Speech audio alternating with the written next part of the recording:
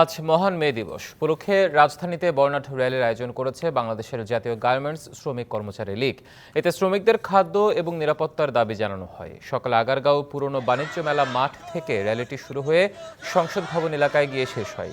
এ সময় শ্রমিক নেতারা বলেন, শ্রমিকদের রেশন ব্যবস্থার পাশাপাশি কর্মস্থলে আরও নিরাপত্তা বাড়াতে হবে।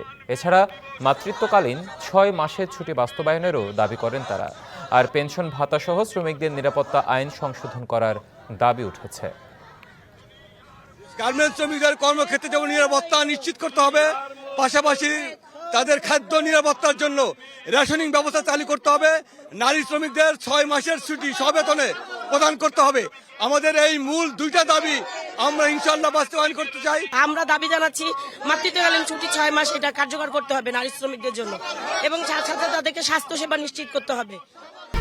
1, 2, 3 ঢাকায় জমি জিতে নিন 100% ক্যাশব্যাক সহ 20 কোটি টাকার পুরস্কার।